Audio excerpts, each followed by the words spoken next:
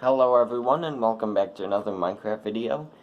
Last episode we made it to the Nether finally, and in between episodes, so right before this one off camera, I explored the Nether fortress more, and I found two amazing things. The first one is 2 more diamonds, so I'm now up to 4 diamonds, all from the Nether.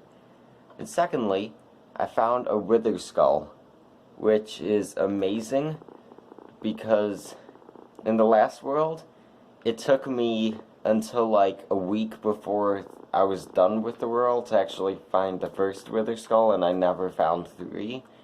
So I'm really happy I found the wither skull already. So now I'm gonna toss all of these items in the chest in a minute, and then I'm gonna discuss the plans for this episode. Alright. So in this episode, my plans are to construct part of the underground section of the base. You might be thinking, well, this is all underground. Nope, we're going even further. Since we have this area with the nether portal, I'm going to add something else down here. That something else is going to be a sugarcane farm. It's going to be a little bit small. I'm going to have to clear out some space for it. But it is going to be automatic, so that's the plus side to it. We're going to make an automatic sugarcane farm. So, that means that I'm going to hop into my testing world, design something great, and then I'll pop back in a few minutes to show you it. Alright everyone, so I think I've worked out a pretty good design for it. So I've decided that I'm going to have these 2 separate modules along the corner, and I could make them longer. This is a tileable design, so you could see what happens. And if you're wondering where the water is for the sugarcane, it's just below there, so that way the water is out of the way. It's nice. We'll have the sugarcane there, it'll grow, and then when it grows again, only that piston extends and retracts and pushes the sugarcane. So the way that this works is through the use of observers. So, first the observer detects the output and sends it to this piston, and because observers send a 1-tick output, it'll cause this piston to quickly shoot out and shoot up again. Actually, so what this piston does, I didn't mean to, that's kind of funny. I didn't mean to do it like that, but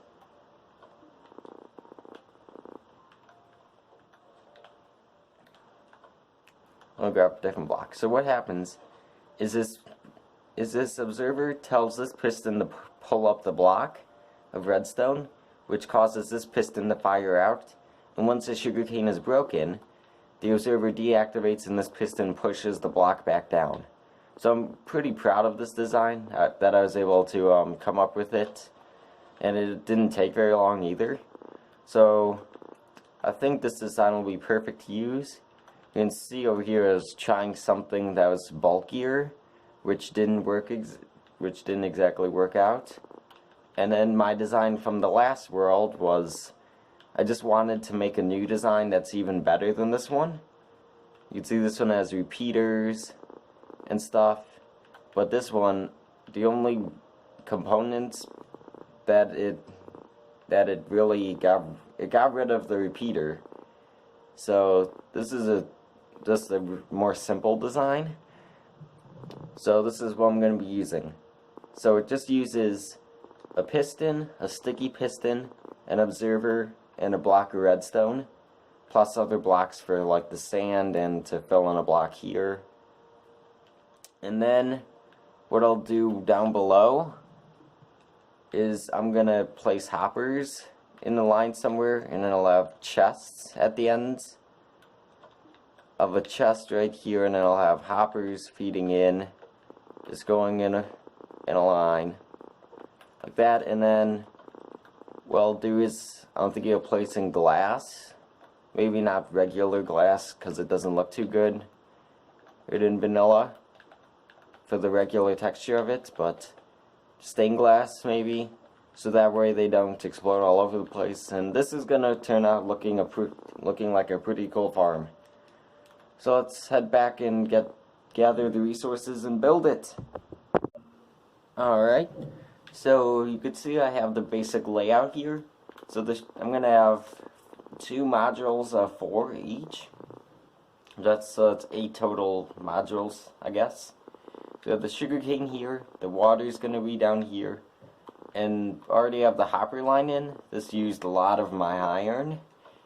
You can see I went from almost 2 stacks down to 40. But luckily I did find a little bit more when mining out the space down there, and I have already smelted some of it up. So that's good. So yeah, I did smelt a lot up before this episode started. So now I have more iron, which is great. So the next steps, I guess, are to clear out a little bit more space for the redstone, and then actually place the redstone in. So you can see that I now have the pistons in, and I have all of the sand in, and the sandstone and stuff. But I did have to move it down 1 block because if you look back there, you can see I placed sandstone in here. That's because the block right above is the sand on the shores of the world. I didn't realize it was getting that close to the edge, but it makes sense when you look at it. So I did have to move everything down 1 block, so the chest is a block lower now, so is everything else. But now I just need to gather the sticky pistons, which I'm going to need to gather some slime for, observers, and redstone blocks. So, and then it'll be a fully functioning farm. So I'm really happy. Also, when I was out mining sand, I just grabbed some sugarcane so I could fill it up. So I guess I'll let that grow while I'm gathering the redstone materials. And I hope I have enough redstone. Ooh, I only have 20 redstone ore.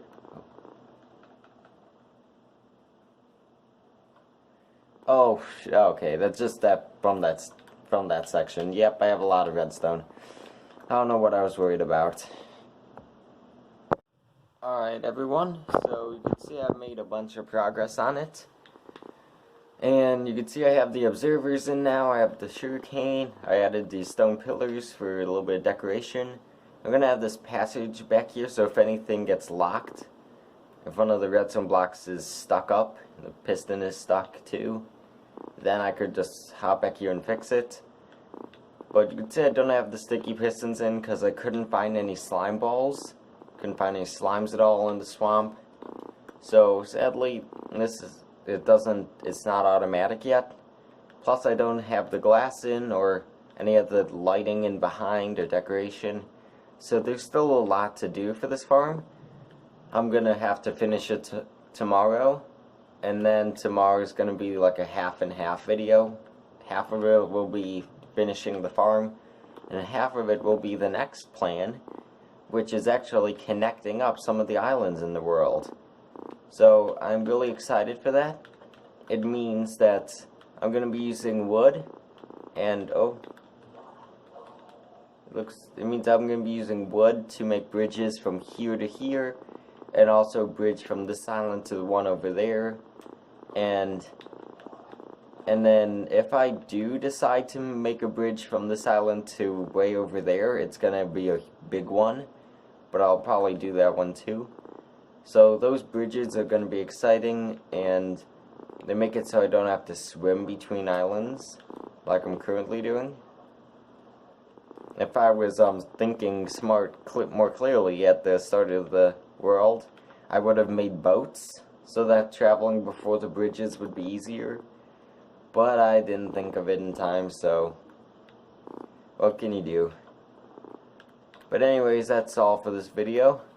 So thank you guys for watching, and I'll catch you guys in the next one. Bye!